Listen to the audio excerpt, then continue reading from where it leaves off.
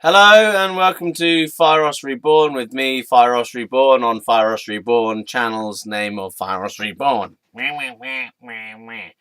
Welcome. Welcome to Fieros' story time with me, Fieros Reborn, on my channel of name of Fieros Reborn.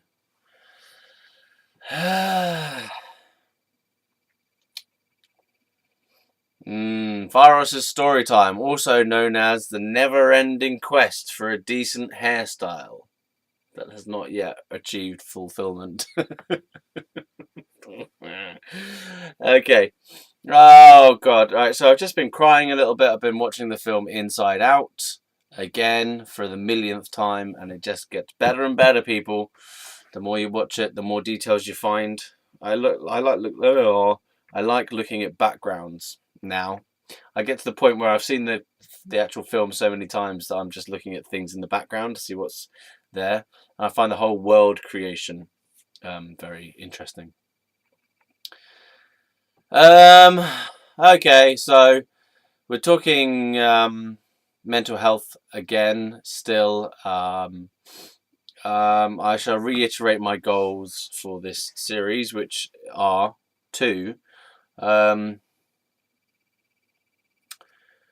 To tell the story of my life authentically up until the year of 2014 minimum.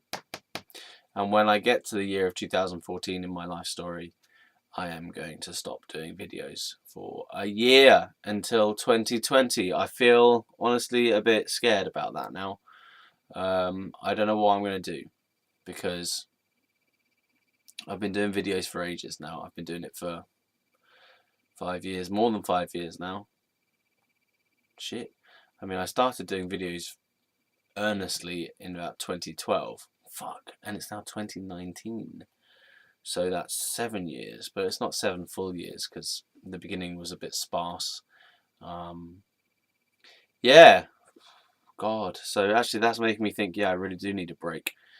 But it's also, as stupid as it sounds, it's also like it's been a real backbone of my expressive life. I've done videos as a means of expression, a mode of expression for a long time. So I do feel a little bit like, what am I going to do? What am I going to do without doing it? And I almost feel like it's been a crutch as well. Like some part of me doesn't know who I am without doing it. So I feel a little bit scared of letting it go. It's like letting go of something, something that's been meaningful and important to me for a while. It's not like I'm afraid it won't come back. Maybe I am now that I say that. But it's more like I guess I've used doing videos as a way to deal with my emotions over a period of time. I've used it to get rid of anger. I've used it to explore my past, to explore my present, to express whatever feeling is going on, to talk about my ideas. This channel as it stands now, Fieros Reborn, is Fieros Reborn. There was a channel before it called Fieros Wilson. And I don't know whether there was a channel before that, just of Ross Wilson, maybe. Probably, actually, yeah. So channels, I've done a lot of them. Totally forgot what I was saying with that now. But yeah, it's something that's been there for a long time, and I feel like, well, the situation still stands that the channel is going nowhere, and I'm still not bothering to do anything about it. So it feels a little bit kind of pointless, and I don't really need to do the videos anymore, either. I used to need to do them because of the sheer amount of feelings that I had that I couldn't deal with any other way. Like doing a video, come sitting in this room while my mum's asleep or away or whatever, so I'm not disturbing anyone apart from myself and you, the viewers. Coming here and just being by myself and being able to fully express myself, because this is kind of a safe room. If there's no one here, then while I'm in this space, then it's like I can say and do and feel whatever I like and whatever I need to. So it's just a kind of safe space. Yeah, and this is something I've done for a long time, and it is weird to think that I won't be doing it. But again, like bringing back to that same point, it's not doing anything for me either. It's really not doing anything for me anymore because I don't need to do it anymore with regard to my feelings. Like I used to need to do it because I had this excess of emotion to process and to vent and stuff, and I don't really feel that way anymore about videos. You know, I used to come down and do a video when I was feeling mad or when I had all these crazy ideas and I wanted to express all this energy, and I don't have that feeling anymore. I'm not angry like I used to be. I also feel like something's lost a little bit in these more recent videos because I have become serious in that sense. You know, I've started talking sense in a way.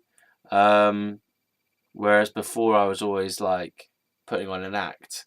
And I miss the act, honestly, I miss the act. The act is fun. I'm not saying it's no fun being me, but the act is fun. And I don't think I should deny that in myself because that is really fun, you know, messing around with fucking pieces of stuff in here and chatting shit out of the dictionary, whatever. It's fun. And I feel like that's missing from this channel now. But the same point is coming back again and again, which is the channel's going nowhere and it has been going nowhere for ages. I think that it's got onto like a YouTube blacklist or something.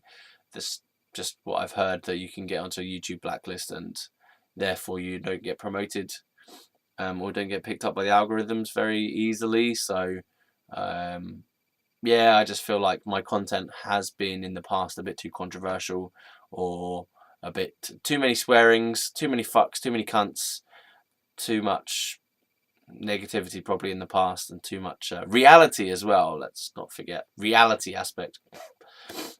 So it doesn't really do anything for me anymore.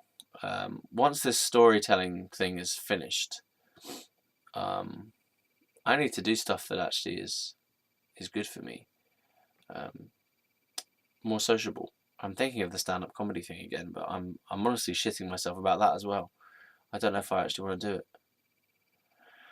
So I'm at a bit of a loss. I might just go back and get some counselling. I was going to say in the new year. It is the new year already. I might go back and get some counselling just to help me figure out the new direction for my life.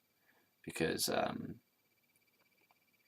feel like I've accomplished a lot in this channel, even though I haven't accomplished a lot in terms of followers. I feel like I've accomplished a lot personally in terms of personal development, growth, personal self-awareness.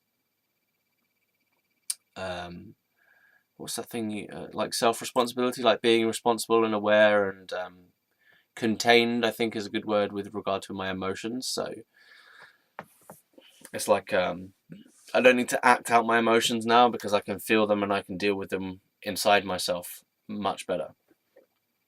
So yeah. So it's kind of sad, I think, that I won't be doing the videos after a while. But it's only going to be a break, you know.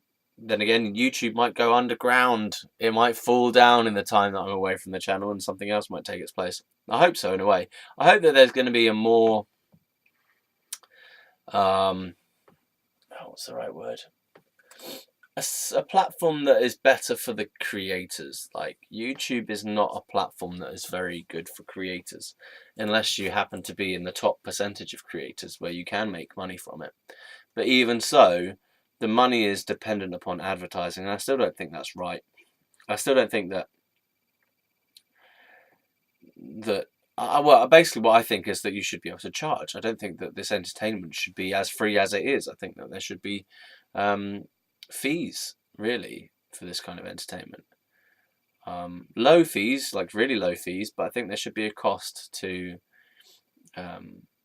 watching things on YouTube and to watching things on the internet in general. Just a small cost that goes towards helping the creators and producers actually make their stuff, because otherwise you're reliant on advertising.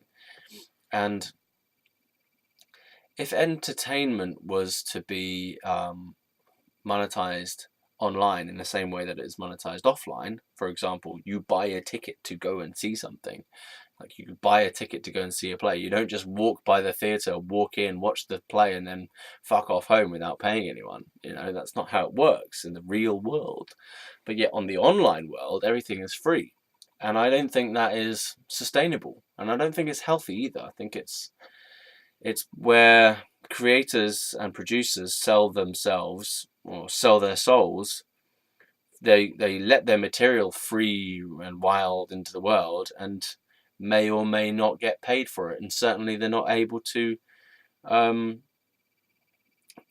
to ask or to set a payment barrier. If that makes sense. And you have to do it in a strange way. For example, getting an outside third party like Patreon or some other site to. It's just weird. It's just really strange. The online world is very weird. How we just kind of use other people's energies in terms of their products and their creations, and we just use them and suck them up, and we don't kind of feel we have to do anything for that. We pay our internet service provider bill, and that's within that. Okay, that's it. We want all our entertainment in that.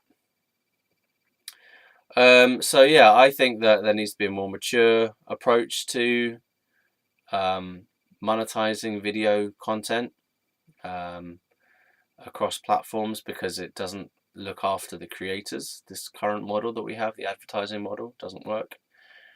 There's this new site called cocoscope.com, which is small, and it's kind of weird, honestly. I can't say I particularly want to watch much that's on there, because it's full of weirdos, because it's like all the rejects from YouTube, me included. And it's got a very small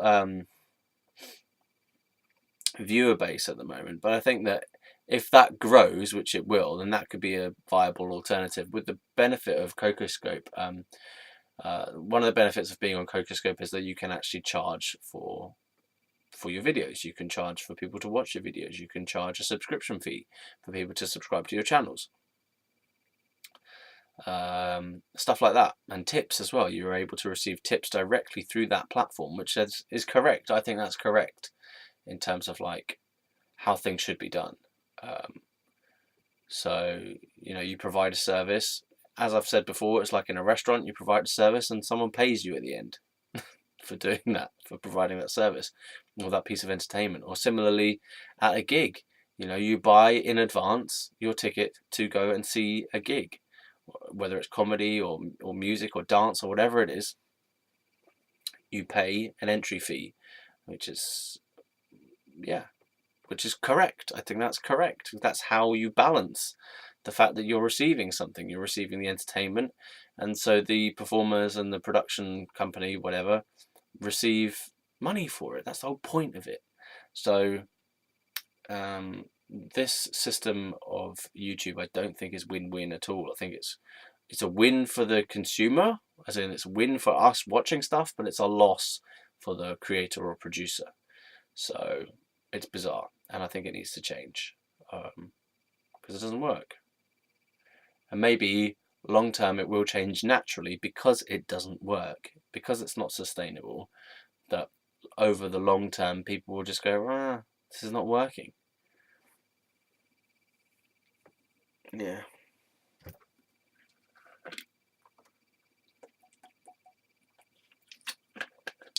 Okay, I guess I'm avoiding talking about War 12 now.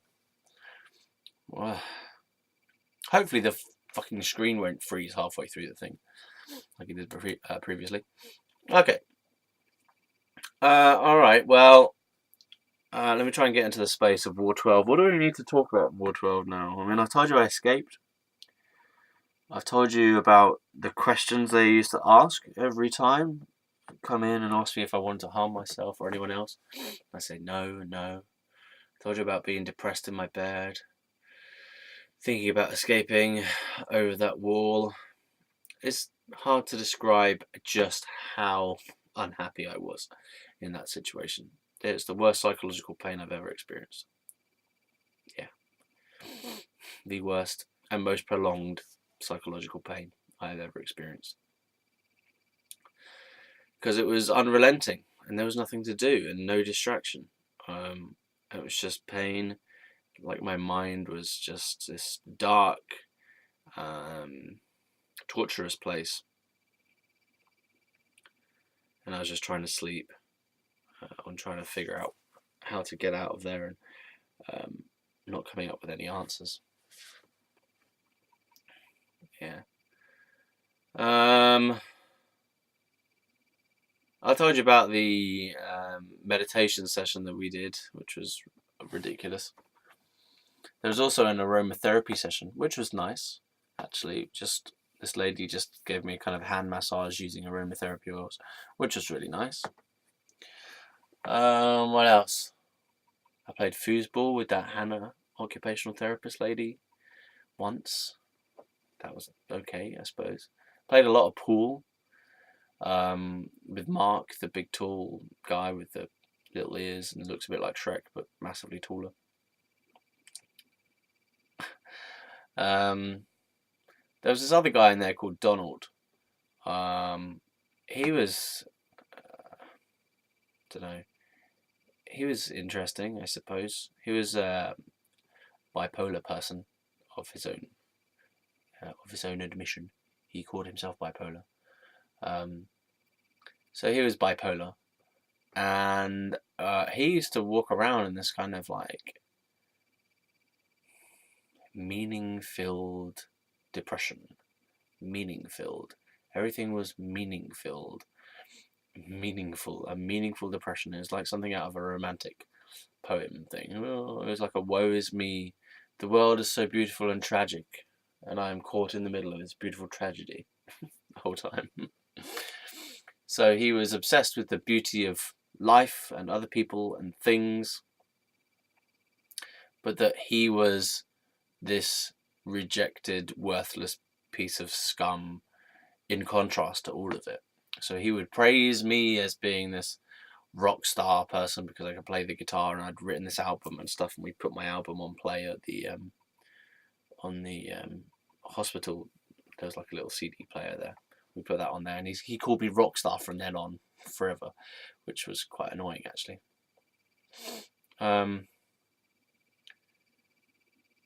And so he was weird. He was constantly melancholy. Melancholy is a good word for it, because he was kind of about things. But he didn't seem depressed. He seemed like he was wistful and meaningful, but in a sad and somber kind of way. As I say, like he was very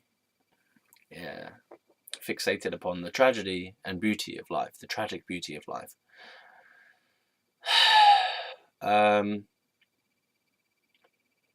But always in a way that was self-aggrandizing somehow. He was self-aggrandizing his wretchedness by using the beauty of life to contrast against his wretchedness.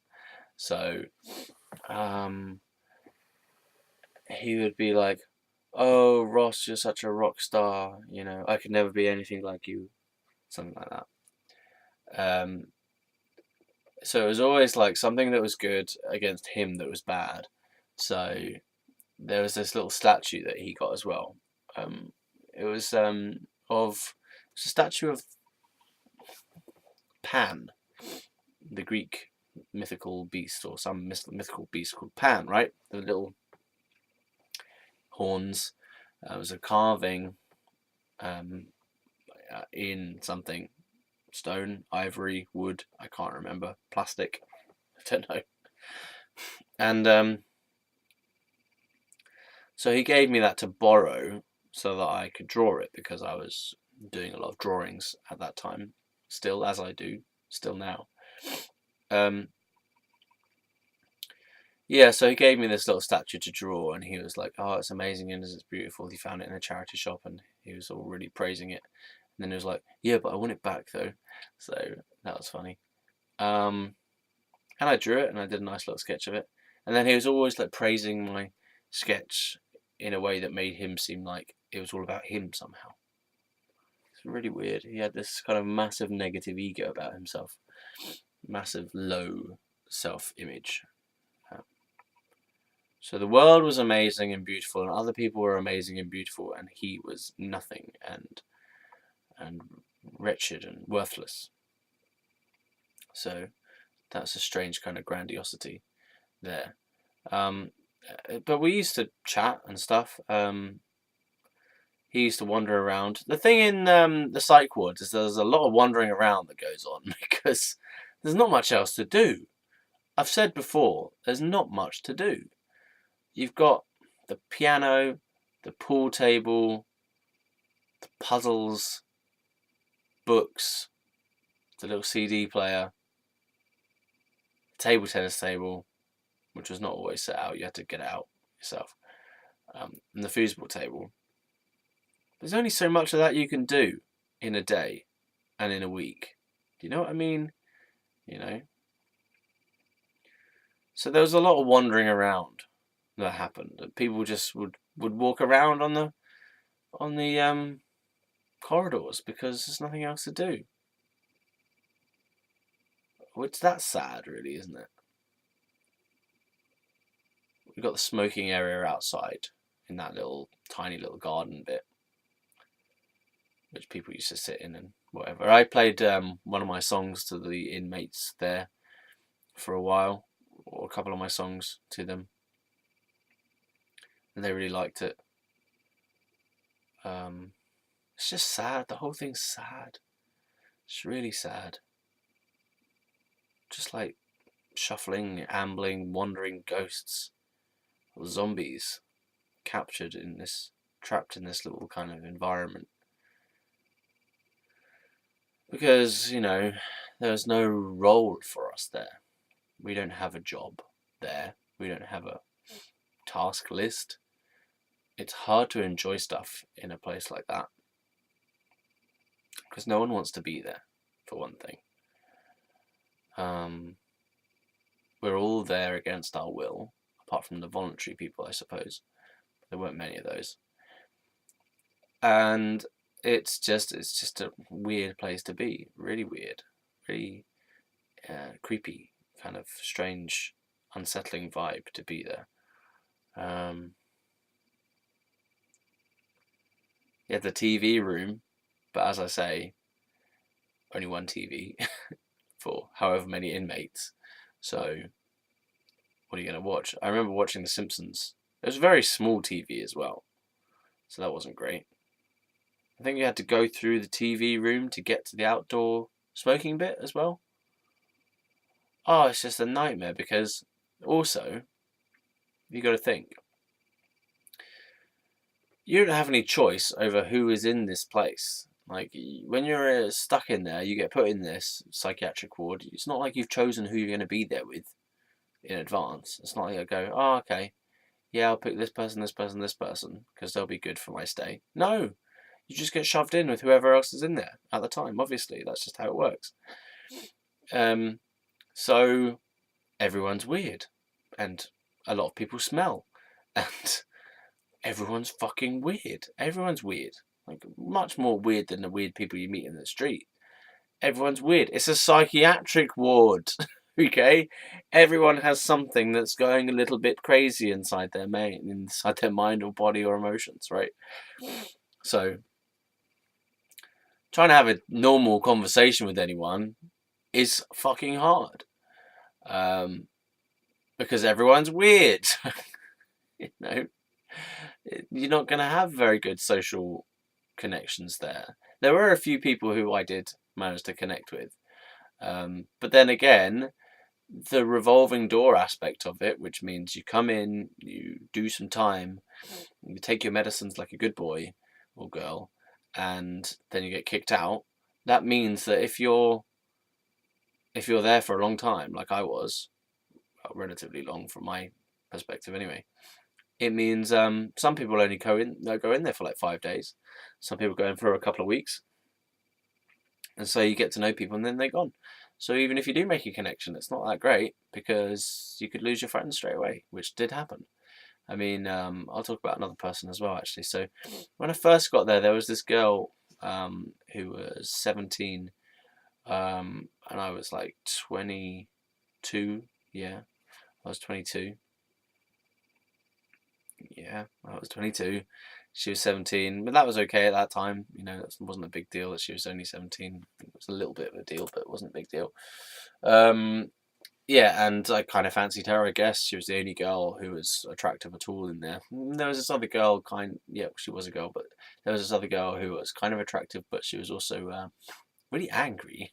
So I didn't really speak to her because she was always sat by herself and then shouting at people on the phone. So I kind of left her alone. But there was this girl, I can't remember her name actually. Stephanie. Stephanie. Her name was Stephanie. She was 17, I was 22. And I made a bit of a connection with her to begin with. We went and did this art class thing together. Not really a class, but it's just like sit in the art room, and we made oh, it's fucking tragic, this whole thing. We made those little like what do you call them? Is it plaster of Paris? Plaster of Paris little mold things, little kind of figurine statues. So you had like a little mold, you pour the plaster of Paris in, and then you bake it in the oven or something, or you let it dry. I can't remember. Yeah. Anyway, so we made these little things, and then the next time we painted them, and we did some paintings and stuff as well. Oh, and Gavin was in there as well, by the way. You remember Gavin, the shouty one? He actually quieted down a bit for the art class thing. And this is the tragedy of it all as well, which was like the tragedy of it for me was that it didn't matter what I did in there. It was never going to be relevant to anything. It was never going to be used for anything. I could never use it for selling anything. You know, it was all meaningless.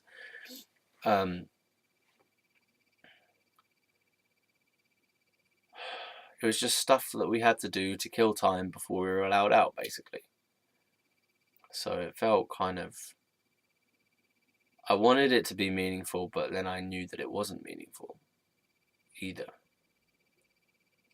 Anyway, so there was this girl in there, Stephanie, who was younger than me, but we still had a bit of a connection, laughing and joking, I don't know, about whatever.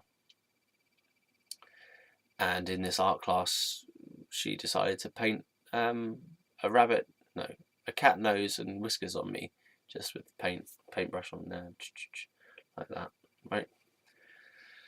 And that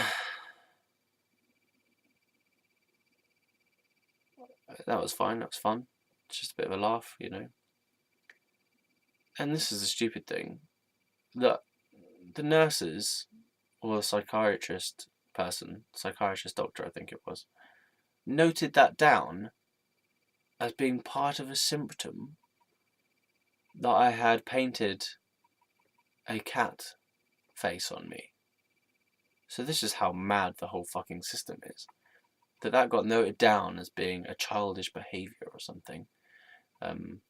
Against, as in it was like a sign that I wasn't healing or something. A sign that I was still deluded or psychotic. So it's just ridiculous. And I didn't even draw that on myself either. That was a girl, and I kind of got a note made in my file about the fact that I had this cat painted on my face, as though it was a sign of an insanity. So, you know, I really don't care much for psychiatrists and diagnoses. I mean, that's why I've been saying about labelling. I think it's ridiculous because, you know, it's not helpful. If you see the fact that I've got that a girl has painted a nose and whiskers on me as a sign of insanity, then you're insane.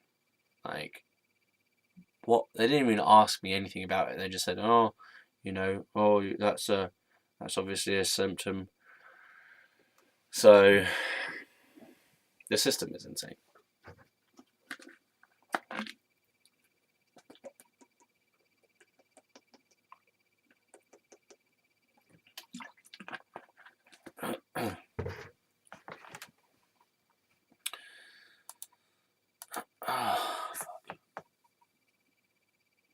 Yeah. So yeah, Donald was always moaning. There was this guy in there called Lucky, Laki, which I think was short for something, but his name was Lucky. And Donald made this joke that he just wouldn't let go, which was his name was Lucky, like lucky, lucky. And Donald was insufferable after a while because he'd get fixated on certain things, like calling Lucky, calling me Rockstar, and he just like wouldn't let it go. So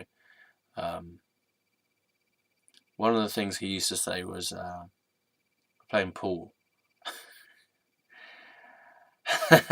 And he'd say something like, when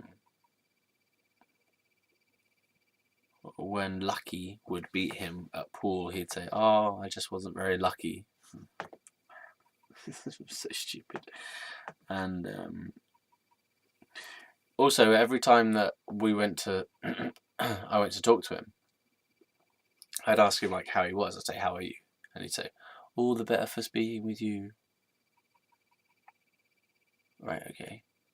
Well, all the better for speaking to you. And it was just habitual. He'd just say the same thing over and over again, as though it was like going to get him some kind of praise or something for saying that. This sucks. This whole thing sucks. This sucks. Yeah.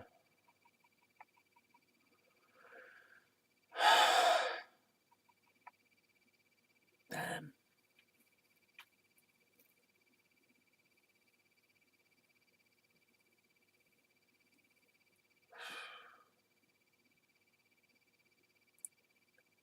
Oh well, there's obviously more to talk about Ward 12, and I don't think I can do it just now. I'm not in the right mood. This sucks. This whole thing sucks.